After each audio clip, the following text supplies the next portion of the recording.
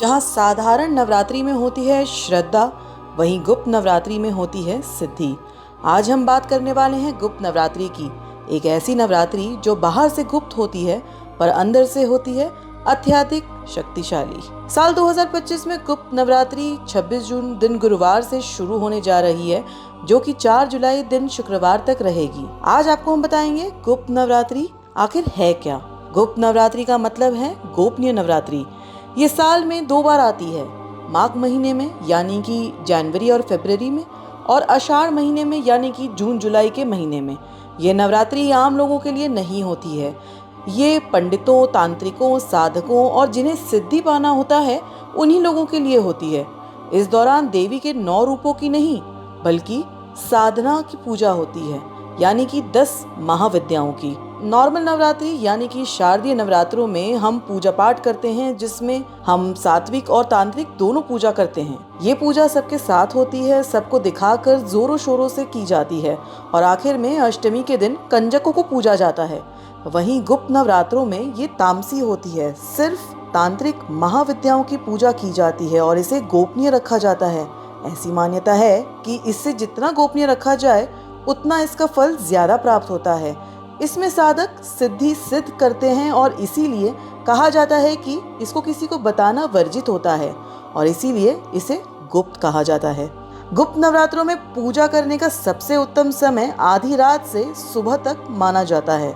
आज हम आपको सबसे पहली बार YouTube पे ये बताने जा रहे हैं कि 10 महाविद्या जिनका गुप्त नवरात्रों में पूजन होता है, साधना होती है, वो आखिर आई कहाँ से। ये 10 महाविद्या माता पार्वती के गुस्से से प्रकट हुई है। आपको बता दें, जब भगवान शिव को माता पार्वती के पिता यानी राजा दक्ष ने यज्ञ में नहीं बुलाया, तब माँ पार्वती क्रोधित हो गयी और वहीं यज्ञ में अग्नि में सती हुई। इसी दौरान माता पार्वती ने अपने आप को 10 महाविद्याओं के रूप में प्रकट किया। ये 10 महाविद्याओं का अपना अलग अलग महत्व माना जाता है। आपको इन 10 महाविद्याओं का नाम बताते हैं। पहला नाम है काली, दूसरा नाम है तारा, तीसरा नाम है त्रिपुरा सुंदरी, चौथा भुवनेश्वरी, पांचवा चिन्नमस्ता, छठा धूमवती, सातवां बगलामुखी, आठवां मातंगी, 9वां कमाला और 10वां भैरवी। इनकी साधना से मिलता है रक्षा, समृद्धि, शांति और ज्ञान। अब आपको बताते हैं कि आखिर ये गुप्त नवरात्रि खास क्यों होती है।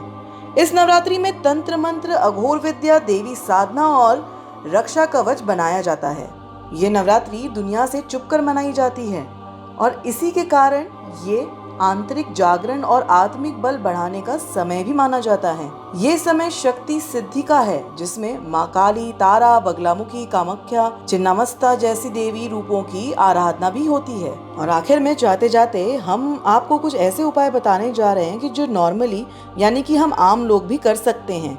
इस गुप्त नवरात्रि में सबसे पहला उपाय करें कि दुर्गा माता को प्रसन्न करने के लिए सिद्ध कुंजिका स्तोत्र का पाठ करें, और पाठ करने के बाद क्षमा प्रार्थना करना ना भूलें। दूसरा उपाय जुड़ा है गुप्त नवरात्रि में जिनको आर्थिक तंगी है, यानी कि जो आर्थिक तंगी से परेशान हो चुके हैं, वो इस गुप्त नवरात्रि माता दुर्गा की पूजा करें, उनको 5 गुलाब के पुष्प चढ़ाएं और 9 विवाहित स्त्रियों को श्रृंगार का सामान दें।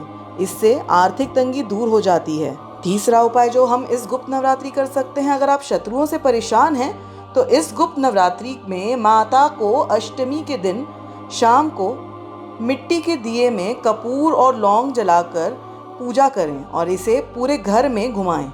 इससे रुकी हुई हर तरक्की का मार्ग खुल जाता है। गुप्त नवरात्रि एक मौका है अपने आप को बदलने का, अंदर से शक्तिशाली और बाहर से स्थिर बनाने का। आप भी इस बार गुप्त नवरात्रि में साधना करें और माँ के आशीष से अपने जीवन में रोशनी लाएं।